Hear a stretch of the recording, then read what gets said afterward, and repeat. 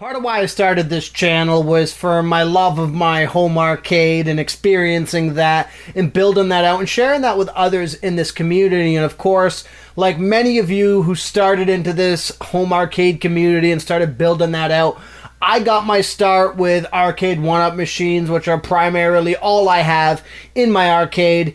And one of the things about them, however, is while there's some units that are really well built and have some great features, some are missing certain things, and some unfortunately miss the boat entirely when it comes to what I think they should offer and what a lot of the community thinks they should offer when it comes down to the features and the way they play.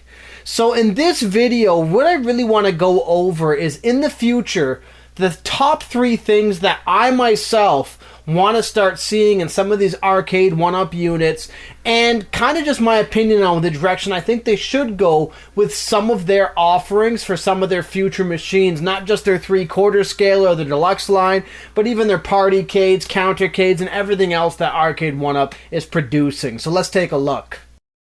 Perfect. The first thing that I really think Arcade1up is kind of missing the boat on is making online a standard across all of their units. Now, I understand on a lot of the newer 3/4 scale cabinets, a lot of the newer deluxe line and pro line cabinets, they all come with online play, which is awesome. But what I'm talking about is some of the other stuff that they're releasing, like their partycades and their countercades, especially because those units don't typically have a USB port to play with a second player. They're one player unit only, right? So you have the new Mortal Kombat countercade, which you can't connect another controller to. You have the Ninja Turtles countercade, which you can't connect a controller to. They're pigeonholed to being one player only, which in my mind would be fine if online was a standard with those devices. Because the way I look at it is, when it comes to a lot of these machines, especially like the Ninja Turtles machines, I feel like there's less of a player base on those. I don't own one, so I can't fully comment, than there is on a faster selling or more widely sold machine like X-Men vs. Street Fighter or Marvel vs. Capcom, which crosses over to multiple different devices, so you have a pretty decent and steady player base.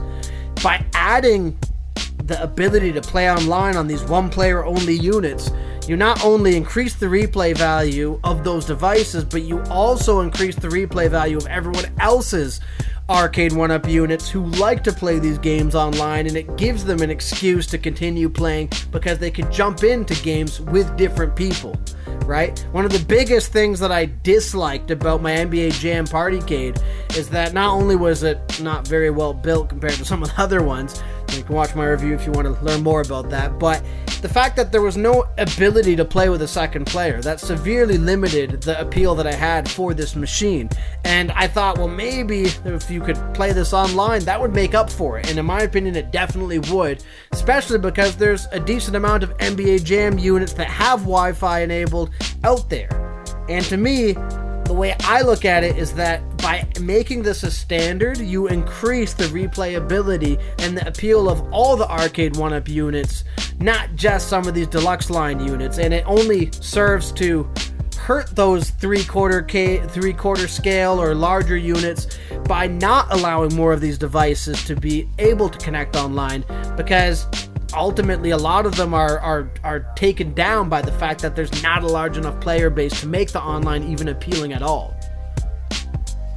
The next thing that I would really like to see Arcade1up start doing is, with some of these machines, I understand Arcade1up kind of pushes an obsolete approach with some of these devices. I'm a type of person, however, who I don't necessarily need to get rid of my old Mortal Kombat to get into the new one, so I'm not a guy who's gonna constantly keep trading and selling them just to play a couple more games. But the ability to be able to download games to bring them more or less up to date with the newer revisions, to me, is something that I think Arcade1up should explore. And I understand it's a business, and I think that they should charge for that. I think it would be awesome if, for example, on my X-Men vs. Street Fighter machine, if Arcade1up decided to reintroduce games like The Punisher, for example, which, as I'm understanding, may start making an appearance in some of the later machines, that I should be able to purchase those and play those types of games on that device. And I'm sure others feel the same way, right?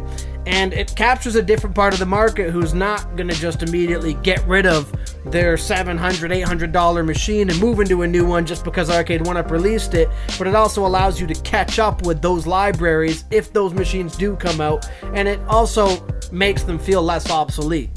And to me, I think that's a feature that should be something Arcade1up should consider, and I know the technology exists in these online enabled machines, so it's not a far cry to be able to offer stuff like that. Hey, and if Arcade1up wants to do it for free, that would be awesome too, but it's just something that I think can expand the lifespan of some of these machines and make them more appealing to first-time buyers as well, who are worried about the overwhelming amount of different machines that are out there. And lastly, and this is an opinion that I know many of the people in the Arcade1up community share, and that's light gun games. Now, I know Arcade1up's making some strides. We just saw Time Crisis come out, which is very exciting. Now, I'm not sure how excited I am for that machine in particular, but it's exciting to consider what the future may look like with a game like that actually hitting the Arcade1up brand. Games like House of the Dead 2, Virtua Cop, and the sequels to those games to me are some of the best games that I have a ton of nostalgia for, and I know a lot of people in the Arcade1up community feel the exact same way. And so for me, the ability to see more of these hit the market, I really hope is something that Arcade1up considers, because I think there's a huge player base who would love to buy games like House of the Dead 2, especially if they were to come out in a full deluxe line model. Those games to me are some of the best that were ever made in the arcade. That's just my opinion.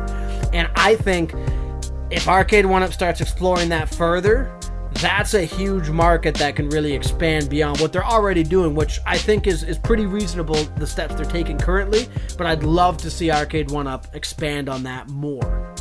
So these are my thoughts on some of the features and offerings that I think moving into the future Arcade1up can really capitalize on and really just do better with overall. And again, this is just my opinion. I know some of you guys in the community might have different opinions than me, and that's absolutely fine, and I'd love to hear what those are in the comments below. So just let me know what you think, or what you agree with or disagree with, or what you are looking forward to in the future with what Arcade1up is currently offering and doing.